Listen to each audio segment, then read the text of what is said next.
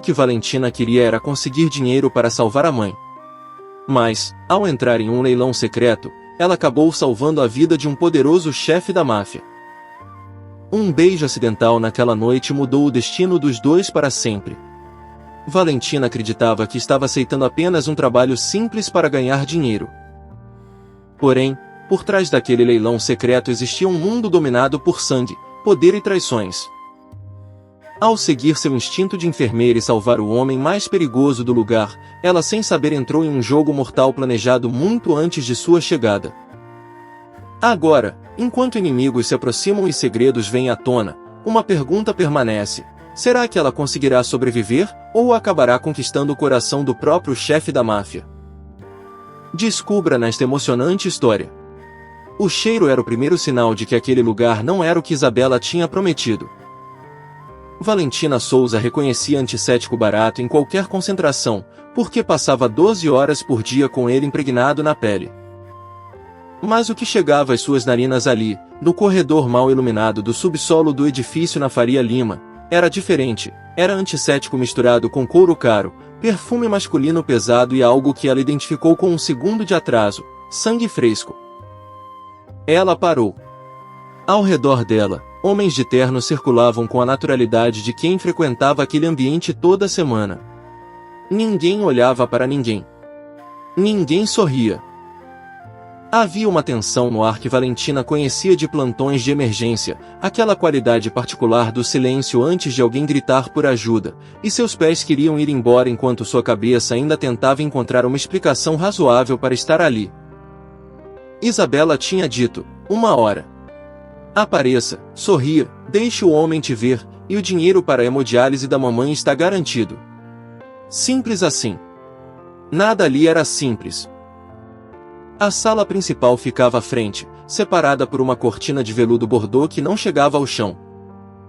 Valentina conseguia ver sapatos, dezenas de sapatos engraxados, e ouvia uma voz masculina conduzindo que soava como um leilão, números sendo ditos com a mesma entonação de quem discute o preço do gado. Ela não queria saber o que estava sendo leiloado. Foi então que ouviu a respiração. Difícil, contida, o tipo que uma pessoa treina quando não quer demonstrar que está com dor. Valentina girou o rosto para a esquerda. No vão entre 2 painéis acústicos, quase invisível na sombra, havia um homem sentado no chão com as costas apoiadas na parede e a mão direita pressionada contra o lado esquerdo do torso. O instinto foi mais rápido do que o medo. Ela se agachou diante dele antes de ter tomado consciência da decisão. A bolsa que Isabela havia insistido para ela trazer, grande demais para uma noite de gala, de repente fazia sentido, porque dentro dela havia o kit de primeiros socorros que Valentina carregava desde a faculdade, hábito que sua mãe chamava de neurose e que hoje parecia ter sido planejado por alguém com mais previsão do que ela. Deixa eu ver, ela disse, em voz baixa, as mãos já se movendo para afastar a dele. O homem reagiu, um movimento rápido de quem não está acostumado a ser tocado sem aviso, e por uma fração de segundo Valentina viu o reflexo de algo metálico na mão que ele havia escondido. Ela não recuou. No pronto-socorro do Hospital das Clínicas, tinha aprendido que recuar na hora errada custava mais do que ficar parada. Eu sou enfermeira, ela disse, como se isso resolvesse tudo. Você está sangrando. Um silêncio. Então a mão dele se afastou. Ela trabalhou no escuro, na maior parte usando os dedos para avaliar a extensão do corte, que era profundo mas não havia atingido nada vital, pelo padrão de sangramento e pela respiração que, embora difícil, mantinha ritmo. Ruptura de tecido muscular intercostal, provavelmente faca, bordas limpas. Ela limpou, comprimiu, fez um curativo de contenção com o que tinha, e durante todo o processo o homem não fez um único som. Você precisa de sutura, ela disse, cortando a fita adesiva com os dentes porque não havia trazido tesoura. Isso aqui segura por algumas horas, mas... Então as luzes explodiram. Não foi uma transição gradual. Foi de 0 a cegante em meio segundo, acompanhada de um alarme, de vozes gritando ordens em pelo menos 2 idiomas, e de uma onda de movimento humano que partiu da sala principal e varreu o corredor como uma corrente de rio. Alguém colidiu com Valentina pelas costas. Ela foi projetada para frente. Suas mãos foram parar no peito do homem. Ele a segurou pelos braços por instinto para impedir que caísse. E no caos de corpos e luz e barulho, quando a distância entre os dois era de centímetros e ambos estavam tentando recuperar equilíbrio, a boca dele encontrou a dela. Não foi um beijo. Foi um acidente com a textura de um beijo, 2 ou 3 segundos no máximo, antes que ele a afastasse com as mãos ainda nos seus ombros e olhasse para ela com uma expressão que Valentina não soube ler porque nunca havia visto nada igual naquele rosto, um rosto que, agora sob a luz brutal dos holofotes de segurança, ela conseguia finalmente ver direito. Alto, 40 e poucos anos, mandíbula como se tivesse sido desenhada por alguém que não gostava de curvas. Uma cicatriz pequena no queixo.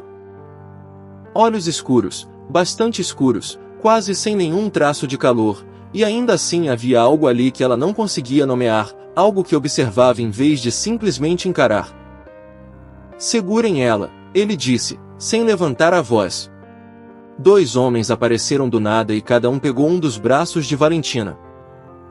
Espera, ela disse, e depois, porque sempre funcionava no hospital quando os pacientes estavam em pânico, eu não fiz nada. Explica o que está acontecendo. O homem olhou para ela por um momento, a mão pressionada novamente contra o curativo que ela havia feito, e então desceu o olhar para o pulso dela. Valentina seguiu o olhar. A pulseirinha de prata que Isabela havia insistido para ela usar hoje, dizendo que era da mãe, que trazia sorte, estava capturando a luz dos holofotes com uma precisão que parecia quase intencional. Era uma peça simples, uma corrente fina com um pequeno pingente em formato de âncora, o tipo de joia que não valia muito mais que alguém havia usado por tempo suficiente para deixar a prata levemente amassada do lado esquerdo.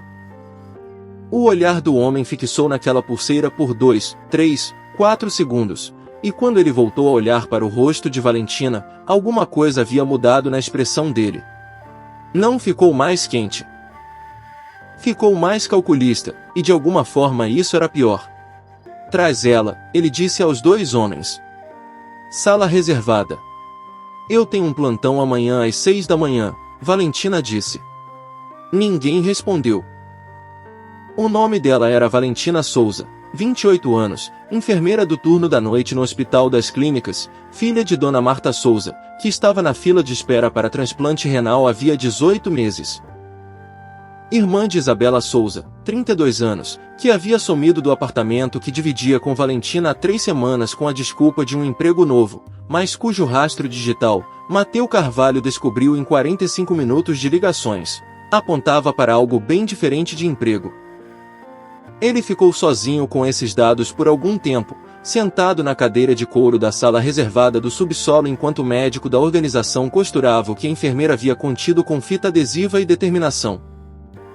A técnica dela era boa. Melhor do que boa, era o tipo de trabalho que alguém faz quando está acostumado a tomar decisões sozinha, sem equipamento ideal, sem tempo. Isso não combinava com Isca. Iscas eram nervosas ou treinadas demais para simular naturalidade. Ela havia sido nenhuma das duas, havia sido simplesmente competente, do jeito árido e cansado de quem já viu coisa demais para se impressionar com mais uma. E ainda assim a pulseira estava ali. Mateu conhecia aquela pulseira melhor do que queria admitir. Havia comprado numa tarde de sábado em Pinheiros, num mercado ao ar livre, 5 anos atrás, para uma mulher que havia dito que preferia prata a ouro porque ouro era para gente que precisava provar alguma coisa. Havia achado engraçado na época. Depois havia achado outras coisas. A questão era, como a pulseira de Isabela havia parado no pulso da irmã mais nova? Havia 2 respostas possíveis, e apenas uma delas não exigia que ele tomasse uma medida drástica imediatamente. Ele escolheu esperar. Por enquanto. O apartamento no 18º andar do edifício em Jardins tinha 3 quartos, uma vista de São Paulo que à noite parecia um circuito eletrônico se estendendo até o horizonte, e nenhuma porta trancada. Isso era o que mais incomodava Valentina. Ela havia acordado numa cama que custava mais do que 3 meses do seu salário, com roupas que não eram dela dobradas na cadeira do canto, e com a informação, entregue por uma mulher de meia-idade chamada Sônia que apareceu com café e pão de queijo como se estivesse num hotel, de que ela estava livre para usar qualquer cômodo do apartamento. E para sair, Valentina havia perguntado. Sônia havia sorrido com a simpatia educada de quem foi instruída a sorrir e dito: "O Sr. Carvalho gostaria de conversar com a senhora antes." O Sr. Carvalho. Então esse era o nome do homem de olhos escuros e mandíbula impossível que havia ordenado sua detenção com a mesma entonação de quem pede um café sem açúcar. Valentina passou a manhã fazendo o que fazia quando estava nervosa: reorganizou o conteúdo da bolsa 3 vezes. Listou mentalmente o que sabia e o que não sabia. Contou os passos do apartamento. Identificou as câmeras, 2 na sala, uma no corredor, nenhuma no quarto nem no banheiro, o que dizia alguma coisa sobre a personalidade do homem que havia mandado instalá-las. À tarde, a situação que ela havia esperado aconteceu. Um homem jovem, não deveria ter mais de 22 anos, apareceu na porta do apartamento apoiado em outro homem mais velho, o lado direito do rosto numa cor que ia do roxo ao amarelo e o braço esquerdo seguro contra o corpo de um jeito que gritava fratura de úmero. Os dois olharam para Valentina com a expressão de quem não sabe o que está fazendo ali. Sônia disse que você é enfermeira, o mais velho disse. Valentina já estava de pé. Não havia material adequado. Nunca havia. Ela improvisou uma tipóia com uma camiseta que encontrou no armário do corredor, limpou o corte acima da sobrancelha do rapaz, avaliou os reflexos, a dilatação das pupilas, a resposta estímulo, e determinou que não havia concussão, mas havia sim uma fratura que precisava de raio-x e gessagem adequada. Ele precisa de hospital, ela disse ao mais velho. Não é uma opção, o mais velho respondeu, com a simplicidade de quem estabelece fatos geográficos. Então ele precisa de uma tala e de analgésico adequado, e se vocês não têm nenhum nem outro eu vou precisar que alguém vá a uma farmácia com uma lista que eu vou escrever agora. Houve uma pausa. O mais velho saiu do cômodo com o celular na mão. Voltou 2 minutos depois e disse: "Pode escrever." Valentina escreveu. Os itens chegaram em 40 minutos. Ela trabalhou por mais 1 hora, e quando terminou o rapaz estava mais confortável e olhando para ela com uma gratidão desproporcional que ela reconhecia de pacientes do SUS que não estavam acostumados a ter alguém prestar atenção neles de verdade. "Como você se chama?" ela perguntou enquanto guardava o que sobrou. "Dudu", ele disse. "Dudu, você tem 18 anos ou mais?" 20. "Então é suficientemente adulto para me dizer por que estou aqui." Ele olhou para a porta. Olhou para ela. A batalha interna foi rápida e a gratidão venceu. "O chefe acha que você pode ser isca." "Do Rodrigo." "Quem é Rodrigo?" Mas a porta abriu antes que ele pudesse responder, e o homem que entrou não era o mais velho. Era Mateu Carvalho, de terno escuro sem gravata, e seu olhar foi direto para Valentina com a qualidade de uma varredura de scanner, sistemático, sem pressa, como se ela fosse um documento que ele ainda não havia decidido se era autêntico ou falsificado. "Pode ir", ele disse para Dudu e para o mais velho, sem tirar os olhos dela. Eles foram. "Você é a irmã de Isabela Souza", ele disse. Não era pergunta. "Sim." "Você sabia com o que ela estava envolvida?" Valentina cruzou os braços. Não por defensividade, mas porque era o gesto que fazia quando precisava ser honesta sobre algo inconfortável. "Eu sabia que ela estava envolvida com a pessoa errada." Não sabia a extensão. "A pessoa errada." Ele repetiu as palavras devagar, como se as pesasse. "É assim que ela me descreveu." Valentina olhou para ele com mais atenção. Havia algo na entonação daquela pergunta que não era raiva, era algo mais velho que raiva, era o resíduo de raiva que já foi processado há tempo suficiente para se tornar outra coisa. "Ela não mencionou o nome", Valentina disse. "Mas pela sua reação eu estou deduzindo que vocês têm história." "Tivemos." E agora você acha que ela me mandou aqui para te prejudicar de alguma forma? Não acho. Tenho evidências razoáveis. Que evidências? Ele não respondeu.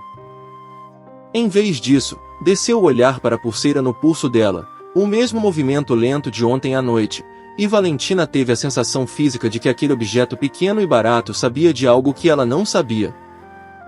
Onde você conseguiu isso? Ele perguntou.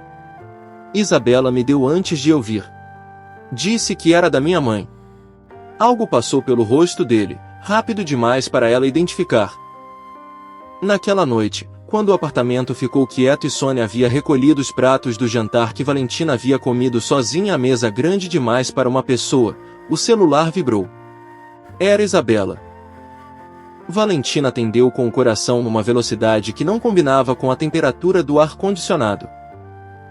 Val, a voz da irmã estava no registro de sempre, aquele tom levemente impaciente de quem acha que o mundo gira mais devagar do que deveria.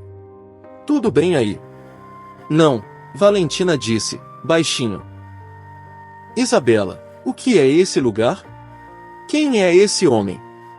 Você sabia que... Escuta. A voz baixou 2 tons, ficou mais afiada. Não fala sobre a pulseira. Não importa o que ele pergunte. A pulseira ficou com você por acidente, tá? Você não sabe de onde veio. Você não sabe nada sobre ela. Valentina ficou parada com o telefone na mão. Por quê? Ela disse. Porque eu estou te protegendo, Val, confia em mim. A ligação caiu. Valentina ficou olhando para a tela preta por um tempo longo.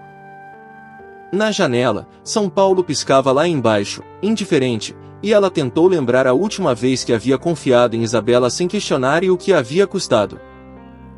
A lista era mais longa do que ela queria admitir. Ela não sabia que do outro lado do corredor, atrás de uma porta fechada, um homem havia escutado toda a conversa com fones de ouvido e estava agora sentado na escuridão do escritório com uma expressão que ninguém na sua organização havia visto há anos. Porque era a expressão de alguém que acabou de ter uma certeza transformada em dúvida e não sabe o que fazer com o espaço que sobrou. Na manhã do 5º dia, Valentina encontrou uma maneira de ser útil e decidiu que ser útil era sua melhor estratégia de sobrevivência. Não era resignação. Era pragmatismo clínico, o mesmo que usava quando um paciente chegava em situação que não tinha solução elegante. Você trabalhava com o que tinha, sem gastar energia lamentando o que estava faltando. Ela estava num apartamento de luxo sem poder sair, com acesso a uma cozinha bem equipada, a uma biblioteca com livros em 3 idiomas, e a uma população de homens que claramente não tinham ninguém para cuidar de ferimentos de trabalho com competência. Ela usou os 3 recursos. Reorganizou o kit de primeiros socorros que havia sido comprado segundo sua lista, adicionou o que faltava numa segunda lista, e estabeleceu, sem pedir permissão a ninguém, que a mesa da copa era seu espaço de atendimento entre 14 e 16 horas. No segundo dia desse arranjo, havia 4 homens esperando. No 4º dia, havia 7. Mateu Carvalho observou esse desenvolvimento do corredor, sem comentar. Valentina sabia que ele observava. Havia parado de fingir que não sabia. Havia algo curiosamente honesto em ser vigiada por alguém que não tentava esconder que estava vigiando, era quase mais respeitoso do que a alternativa. Na tarde do 5º dia, ela estava terminando de trocar o curativo de Dudu quando ele entrou no apartamento com uma velocidade diferente da usual, 2 homens atrás dele, e disse para Sônia, sem pausar, tira ela do corredor. Valentina ficou parada. O que está acontecendo? Ela perguntou. Sônia, ele repetiu. Eu preciso saber o que está acontecendo se você quer que eu coopere, Valentina disse, mais alto, porque ele já estava virando as costas. Ele parou. Virou. Olhou para ela com aquela expressão de scanner que ela havia começado a decifrar nos últimos dias. Não era frieza, era contenção, um homem que havia aprendido a pensar antes de cada expressão facial. Vai para o quarto e fica lá até eu chamar. Se vier alguém ferido. Valentina. Era a primeira vez que ele usava o nome dela. O som foi diferente na boca dele, mais pausado do que ela esperava, como se as 4 sílabas merecessem tempo individual. Ela foi para o quarto. Ficou sentada na cama e contou os sons. Vozes no corredor, pelo menos 3 homens além dos que já estavam no apartamento, um sotaque diferente, carioca talvez, palavras que ela não conseguia distinguir mas cujo ritmo tinha urgência. Um objeto pesado sendo arrastado. Silêncio por quase 10 minutos. Então passos se afastando. Então a porta do quarto se abriu. Não era Sônia. Era um homem que ela nunca havia visto, mais novo do que os que estavam no apartamento, camisa social com a manga esquerda levemente levantada onde havia um adesivo cor de pele cobrindo o que ela reconheceu como marca de agulha de acesso venoso.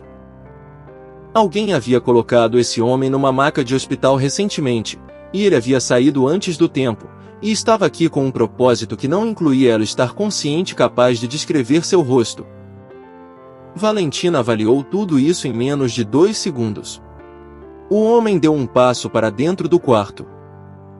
Ela moveu para a esquerda, não para longe dele, para o banheiro, porque havia algo que ela precisava antes que qualquer outra coisa acontecesse.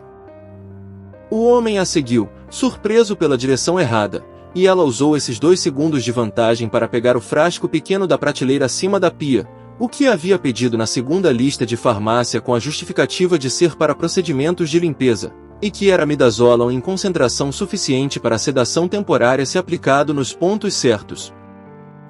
O problema era que ela não tinha seringa. O problema secundário era que ele estava na porta do banheiro agora, grande demais para o vão, e olhando para ela com uma impaciência que estava acabando. Ela jogou o frasco no chão. O homem olhou para baixo por instinto. Ela jogou água da torneira na mão, sacudiu no rosto dele, e quando ele recuou por reflexo ela usou o cotovelo no ponto que qualquer estudante de anatomia sabia que causava tontura temporária se aplicado com força suficiente no ângulo certo, a região mastoide, atrás da orelha. Não era uma técnica de enfermagem. Era uma técnica de autodefesa que sua mãe havia insistido para ela aprender depois de um assalto no metrô há 6 anos. O homem foi para o chão, não inconsciente mas desorientado o suficiente. Ela saiu do banheiro, fechou a porta, e então seu sistema nervoso decidiu presenteá-la com a conta de tudo que havia segurado nos últimos 5 minutos. Ela foi até a parede e desceu devagar até ficar sentada no chão com os joelhos dobrados e a testa apoiada neles, respirando com a deliberação de quem aprendeu a não hiperventilar em emergência porque hiperventilar não ajuda ninguém. Foi assim que Mateu Carvalho a encontrou 2 minutos depois. Ele entrou, viu a porta do banheiro, ouviu o barulho surdo de alguém tentando se recuperar do outro lado, e então desceu o olhar para ela no chão com uma expressão que ela não havia visto ainda. Não era o scanner. Era algo mais direto, menos protegido. Ele se agachou à altura dela sem dizer nada. Eu estou bem, ela disse, antes que ele perguntasse. Só precisava de 1 segundo. Você o derrubou sozinha. Temporariamente. Ela levantou a cabeça. Quem mandou ele? Um silêncio pequeno. Então, estamos apurando. Mas você tem suspeita. Ele não respondeu, e o não resposta foi resposta suficiente. Valentina olhou para ele de perto, da distância de meio metro que o agachamento havia criado, e perguntou a coisa que havia estado guardando desde a conversa telefônica. Você amava minha irmã? A mandíbula dele ficou mais rígida. Não foi raiva, foi o movimento de alguém contendo uma resposta longa num espaço pequeno. Isso foi antes, ele disse. Antes do quê? De eu entender o que ela queria de mim. Valentina assentiu devagar. Havia uma honestidade crua nessa formulação que ela não esperava, e que dizia mais sobre os 5 anos entre eles do que qualquer relato detalhado diria. Ela ficou olhando para as próprias mãos por um momento. Depois levantou, foi até a bolsa na cadeira, e ficou parada com a mão dentro dela por tempo suficiente para que ele perguntasse, com aquela voz que não subia de volume mas mudava de textura. O que você está procurando? Nada, ela disse. E tirou a mão vazia. Mas o que ela havia tocado era um celular velho, Um Nokia de tela pequena que havia encontrado dentro do forro da bolsa que Isabela havia dado a ela, costurado com linha da mesma cor do tecido, invisível a menos que você soubesse procurar. Ela havia encontrado no terceiro dia, quando estava reorganizando a bolsa pela quinta vez por falta de outra coisa a fazer. Havia desbloqueado. Havia lido. E havia passado 2 dias decidindo o que fazer com o que havia lido. As mensagens eram entre Isabela e um número sem nome. 16 mensagens ao longo de 3 semanas. A maioria em código que Valentina não conseguia decifrar completamente, mas 4 delas eram simples o suficiente para que não houvesse ambiguidade sobre o que significavam. Uma delas, enviada na noite antes do leilão, dizia, ela não sabe de nada. Vá exatamente onde eu mandei. Depois é com você, Valentina havia lido essa mensagem muitas vezes. Havia muitas coisas que ela ainda não entendia. Mas entendia o suficiente para saber que não havia sido levada àquele subsolo para ser vendida por dinheiro. Havia sido levada para ser posicionada, como uma peça num tabuleiro cujas regras ela não conhecia. O que ela não sabia era qual peça. Ela olhou para Mateu Carvalho, que estava de pé agora, em pé com aquela postura de quem ocupa o espaço de forma deliberada, e pensou que havia exatamente 2 pessoas no mundo que sabiam a resposta completa para essa pergunta, e uma delas era ela mesma, e a outra havia costurado um celular no forro de uma bolsa. Ela manteve o celular guardado por mais 2 dias. A informação chegou para Mateu numa quinta-feira à noite, por meio de um homem chamado César que trabalhava para a organização havia 11 anos e que havia passado os últimos 3 embutido num grupo periférico ligado a Isabela Souza. César estava sentado na cadeira do escritório com o aspecto de quem não havia dormido em 48 horas e disse, sem preâmbulo, porque havia aprendido que Mateu não gostava de preâmbulo, o alvo nunca foi o senhor. Mateu ficou parado. O plano original, César continuou, era posicionar a irmã no leilão. Deixar o senhor notar ela. E então, numa janela de 6 a 8 semanas, criar um incidente que parecesse represália do Rodrigo mas que na verdade viria de dentro. A irmã seria o dano colateral. E o senhor ficaria com a culpa. O escritório ficou quieto com a qualidade específica dos lugares onde decisões irreversíveis são tomadas. Por quê? Mateu disse. Porque sem o senhor, a organização fragmenta. E quando a organização fragmenta, as partes menores são absorvidas. Isabela Souza tem acordo com 2 dos seus vice-diretores regionais. Ela não quer destruir, quer herdar. Mateu ficou olhando para a janela por um tempo longo. São Paulo lá embaixo era a mesma sequência de luzes de sempre, indiferente à geometria das ambições humanas. E a irmã, ele disse, sem virar. Valentina. Não tem acordo. Não tem envolvimento. Pelo que César apurou, e aqui César usou a terceira pessoa com o distanciamento de quem precisa de um passo para falar de si mesmo, ela não sabia do plano. Foi usada porque era acessível, confiável, e porque Isabela calculou que o senhor a manteria por perto tempo suficiente para a segunda fase. Mateu virou. Sai, ele disse. César saiu. Mateu ficou sozinho no escritório por 18 minutos. Depois foi até o corredor, parou na porta do quarto de Valentina, e bateu 2 vezes com os nós dos dedos, não o sinal de segurança que Sônia usava, e não a batida autoritária de alguém que não espera ser questionado. 2 batidas normais. Pode entrar, ela disse. Ela estava sentada na cadeira da janela com um livro no colo e a expressão de alguém que não estava lendo há algum tempo. Levantou o olhar para ele com aquela qualidade que havia parado de tentar categorizar, que não era inocência porque ela claramente não era inocente no sentido de inexperiente, era outra coisa, era uma honestidade de base que sobrevivia mesmo quando ela estava com medo. Ele não se sentou. Ficou de pé a 2 metros dela e disse, você não era o alvo de Rodrigo. Ela esperou. Era seu dano colateral. Ele disse devagar, porque havia aprendido, nos últimos dias de observá-la processar informação, que ela preferia velocidade calibrada à eficiência brutal. Isabela te posicionou perto de mim para que um incidente com você pudesse ser atribuído à minha negligência ou ao meu inimigo. A organização entra em colapso. Ela pega os pedaços. O silêncio que se seguiu foi diferente dos silêncios anteriores entre eles. Tinha uma textura mais densa. Valentina baixou o livro para o colo. Olhou para as próprias mãos. E então, com um movimento que não tinha teatralidade nenhuma, levantou, foi até a bolsa na cadeira do canto, abriu o forro com 2 puxões de linha que claramente já havia soltado antes, e tirou um celular pequeno e velho. Ela o colocou na mesa entre os dois. Eu encontrei no 3º dia, ela disse. Isabela costurou dentro da bolsa que me deu para ir ao leilão. Parou. Depois, eu li tudo. Não entendi tudo, mas entendi suficiente. Mateu olhou para o celular. Olhou para ela. Você ficou com ele por uma semana, ele disse. Sim. Por quê? Ela o encarou com umas chadines que custava mais do que parecia, porque é a única coisa que eu tinha que provava que eu não fiz nada. E eu não sabia o que você faria com a Isabela se eu entregasse. E agora? Agora, ela disse, e a voz não tremeu mais, ficou mais quieta. Você acabou de me dizer o que ela planejou fazer comigo.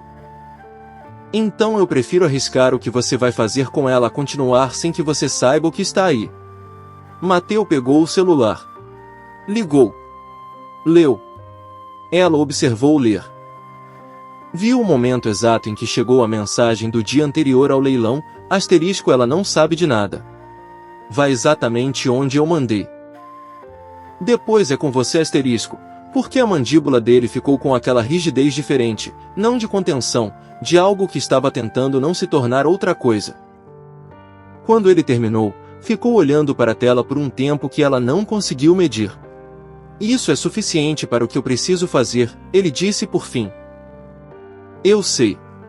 Você entende o que significa ter me dado isso. Entendo que significa que eu não tenho mais nada entre mim e qualquer decisão que você tome. Ela sustentou o olhar dele. Mas também entendo que guardar não me protegia de verdade. Era só uma ilusão de controle. Mateu a olhou por um tempo longo demais para ser avaliação e curto demais para ser outra coisa. Então disse, com uma qualidade na voz que ela não havia escutado antes, mais direta, menos administrada. Isabela está em trânsito. Chegará aqui em poucas horas. O ar no quarto mudou. Ela vem de própria vontade, Valentina perguntou. Ela vem porque acredita que o plano ainda está funcionando. Uma pausa. Ela não sabe que César falou. Valentina ficou parada processando isso, o peso específico de saber que a irmã estava vindo para um lugar que havia construído como armadilha e que agora era armadilha de outro tipo completamente. O que acontece quando ela chegar? Valentina disse. Isso ainda está sendo decidido. Por você. Sim. Ela sentiu uma vez, devagar. Havia mais coisas que ela queria perguntar e não perguntou, porque havia um limite para o quanto qualquer pessoa consegue processar de uma vez, e ela havia chegado nesse limite. Mas havia uma coisa que não era pergunta. Eu quero estar presente quando você falar com ela. Ele abriu a boca. Não para interferir, ela disse, antes que ele pudesse. Para que ela saiba que eu sei. Esse é o único pedido que estou fazendo. Mateu ficou quieto por tempo suficiente para que ela achasse que a resposta seria não. Então, fique no apartamento essa noite. Não abra a porta para ninguém além de Sônia até eu chamar. Não era assim. Mas também não era não.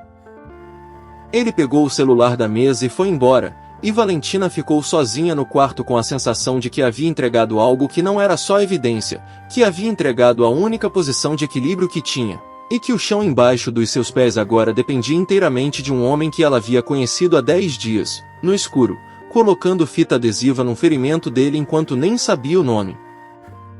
Não era uma posição confortável. Mas era, ela descobriu, estranhamente parecida com liberdade.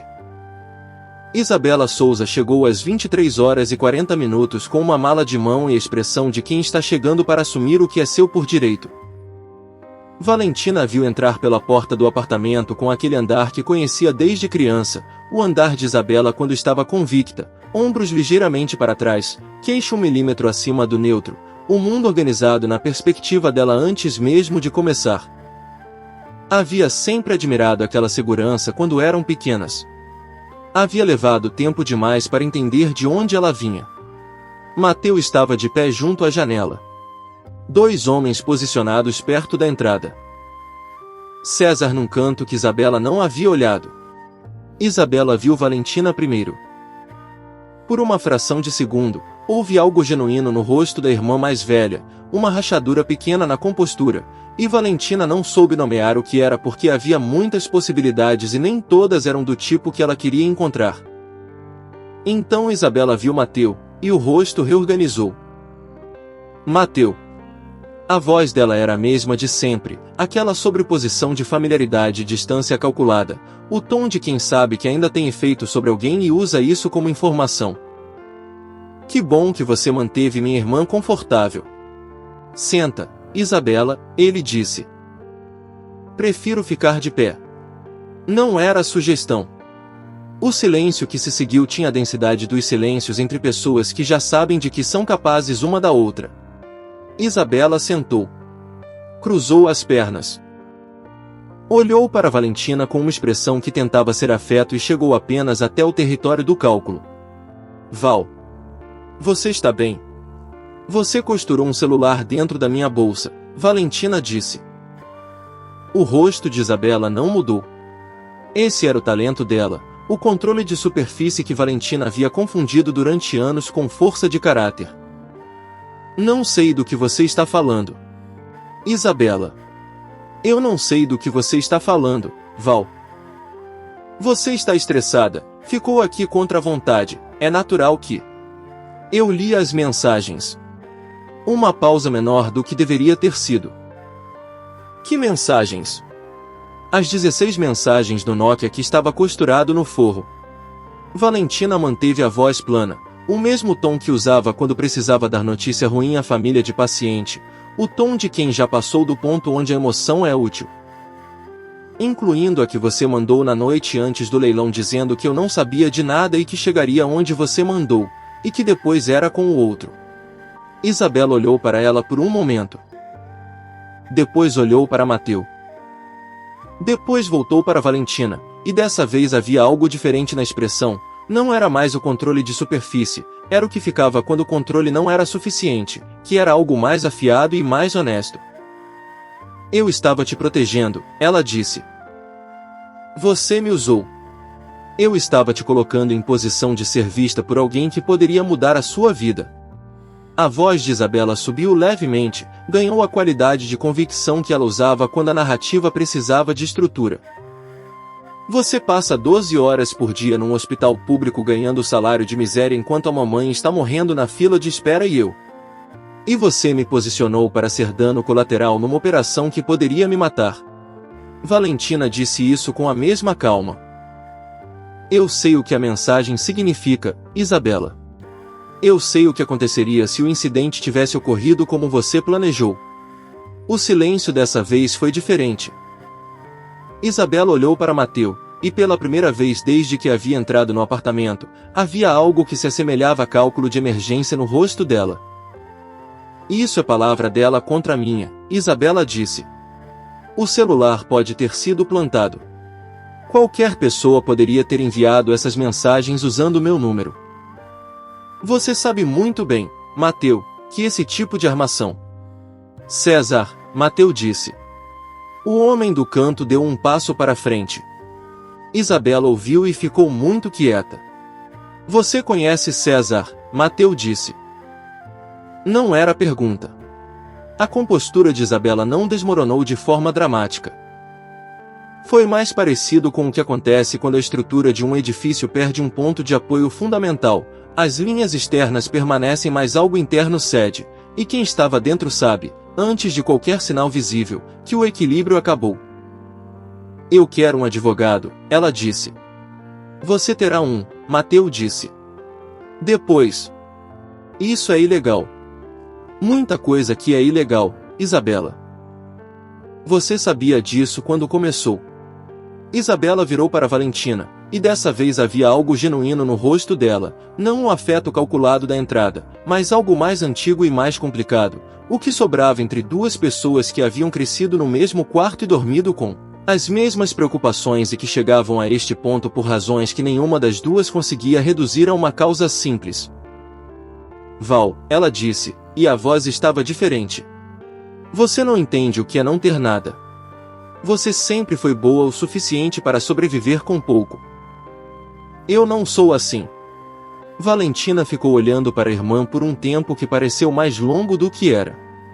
Eu entendo, ela disse por fim. Eu só não aceito. Foi a primeira vez na vida que disse isso para Isabela, e o peso das palavras era exatamente proporcional ao tempo que havia demorado para dizê-las. Não havia raiva nelas. Havia algo mais definitivo do que raiva. Isabela não respondeu. Os dois homens perto da entrada se moveram. Isabela foi retirada do apartamento com uma dignidade que ela preservou porque era o único recurso que ainda havia sobrado. E Valentina ficou de pé no meio da sala e sentiu o ar se reorganizar ao redor dela como acontece quando algo que esteve sustentado por tensão por tempo demais finalmente para de ser sustentado. O conselho interno da organização Carvalho se reuniu às 10 da manhã do dia seguinte numa sala que Valentina nunca havia visto, no subsolo de outro edifício, e ela foi conduzida até lá por Sônia com a informação de que seria ouvida. Havia 6 homens sentados em volta de uma mesa longa. Todos mais velhos do que Mateu. Todos com um tipo de rosto que acumula histórico em vez de expressão. Valentina sentou do outro lado da mesa sozinha. As perguntas foram sistemáticas e começaram antes mesmo que ela tivesse se ajeitado na cadeira. Onde havia trabalhado? Há quanto tempo conhecia Isabela? O que sabia sobre as operações antes do leilão? Se havia tido contato com membros de organizações rivais. Se havia recebido dinheiro ou instrução de qualquer fonte além de Isabela. Se havia tentado transmitir informação para fora do apartamento durante os dias em que ficou lá. Ela respondeu tudo com a precisão de quem está acostumada a documentar prontuários, sem emoção desnecessária, sem detalhe que não havia sido pedido, sem contradição porque não havia nada para contradizer. A 13ª pergunta foi: por que você entregou o celular voluntariamente em vez de usá-lo como garantia para sua própria saída? Ela pausou nessa. Por que guardar não me protegia de verdade, ela disse. Era a mesma resposta que havia dado ao Mateu, e era verdadeira da mesma forma. E porque se eu precisava de garantia de saída, significava que eu havia avaliado mal a situação desde o início. Eu preferia estar errada sobre isso. O homem à cabeceira da mesa, que não havia feito nenhuma das perguntas mas havia ouvido todas, disse: você avaliou mal a situação. Sim. Achei que minha irmã me mandou para um lugar perigoso por dinheiro. Subestimei a extensão do que ela havia planejado. Uma pausa. Mas não avaliei mal Carvalho. O silêncio que se seguiu tinha uma qualidade diferente dos anteriores. O que isso significa? O mesmo homem disse. Significa que eu decidi entregar o celular porque julguei que ele não usaria contra mim. E que esse julgamento foi baseado em 10 dias de observação direta, que é mais do que eu tenho para a maioria das decisões que tomo no pronto-socorro e que geralmente são as decisões que salvam ou não salvam uma vida. Outro silêncio. O homem à cabeceira fez uma anotação.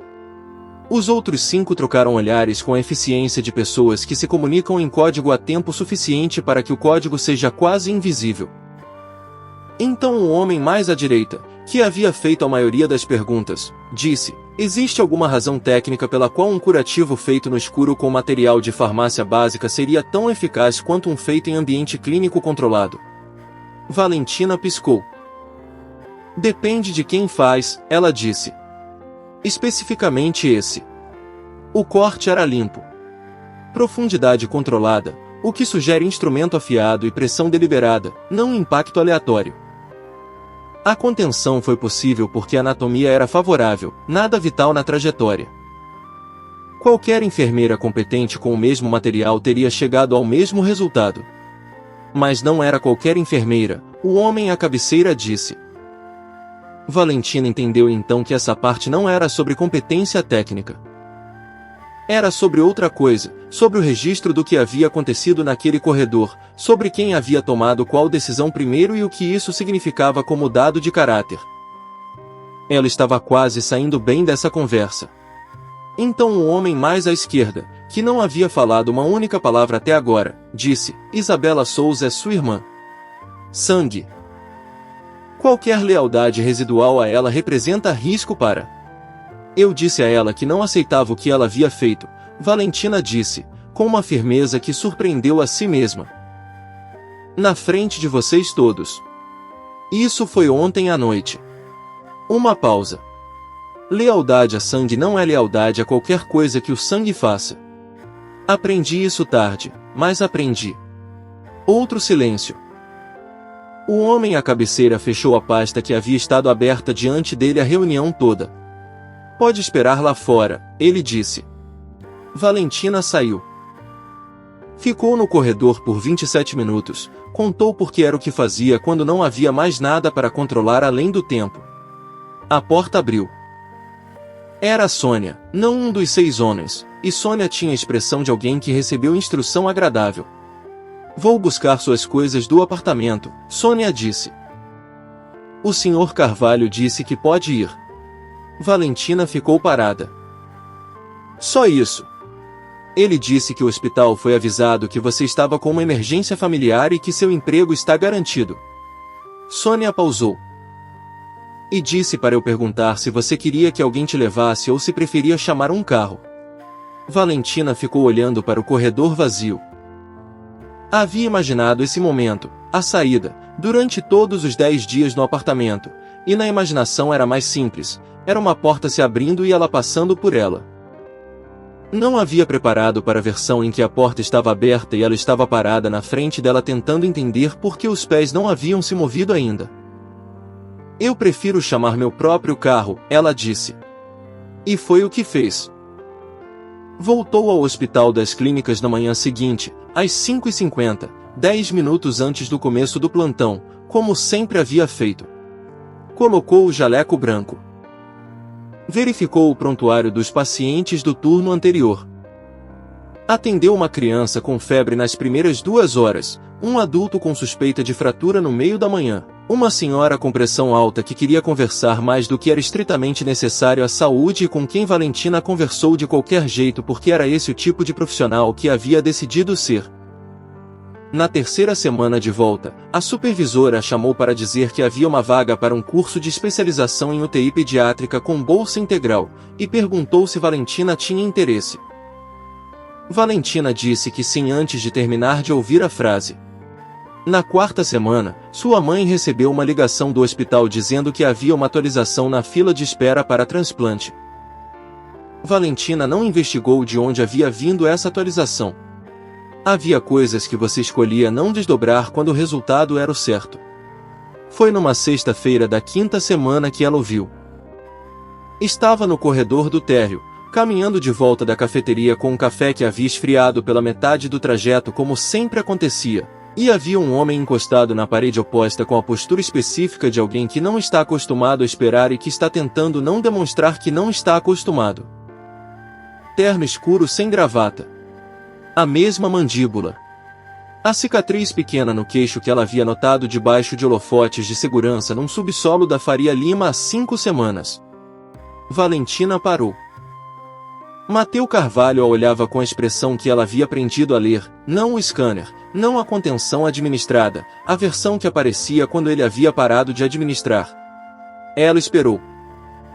Ele ficou parado por um tempo que seria cômico se não fosse tão claramente custoso, e então disse, com a voz no registro mais simples que ela já havia ouvido dele. Eu não estou ferido. Ela olhou para ele. Olhou para as mãos dele, cruzadas na frente do corpo com leve tensão nos nós dos dedos. Olhou de volta para o rosto. Eu sei, ela disse. Eu só. Ele parou. Recomeçou com a precisão de alguém escolhendo palavras que não usa com frequência. Eu não sei como chegar até alguém sem ter um motivo. Valentina ficou quieta por um momento. Isso é um problema, ela disse. Sim. Porque aparecer aqui sem estar ferido é basicamente um motivo. Ele ficou olhando para ela. Estou dizendo que funcionou, ela disse, mais gentil do que havia planejado. Você apareceu. Eu estou aqui. Isso já é o suficiente para ser um começo. Ele deu um passo em direção a ela. Não foi um movimento dramático, foi o tipo de passo que custava mais do que parecia, o de alguém que havia aprendido a não se mover em direção às coisas que queria porque querer era risco e risco era equação, e que estava tentando ser outra coisa por enquanto sem manual de instrução. Valentina deu um passo também. Encontrou-o no meio do corredor de hospital sob luz fluorescente, com o café esfriando na mão e o jaleco branco e o cansaço de 12 horas chegando nos ombros, e não havia nada cinematográfico nisso. Era apenas dois adultos no espaço entre onde estavam e onde ainda precisavam chegar. Sua mãe, ele disse, depois de um momento. A fila. Eu sei que foi você. Eu não fiz nada ilegal. Eu não perguntei. Eu só... Ele parou de novo. A mandíbula ficou mais rígida, e ela havia aprendido que esse era o gesto de alguém que estava tentando não simplificar demais algo que não era simples. Havia uma coisa que eu podia fazer e que não custava nada a não ser uma ligação. Então eu fiz. Obrigada, ela disse. Não havia mais nada necessário naquele momento além disso, além de 2 passos em direção um ao outro num corredor de hospital numa sexta-feira comum, e da possibilidade específica, pequena e real, de que um começo não precisava ser mais do que isso para ser um começo de verdade. Ela levantou o café. Quer um gole? Já esfriou, mas ainda é café.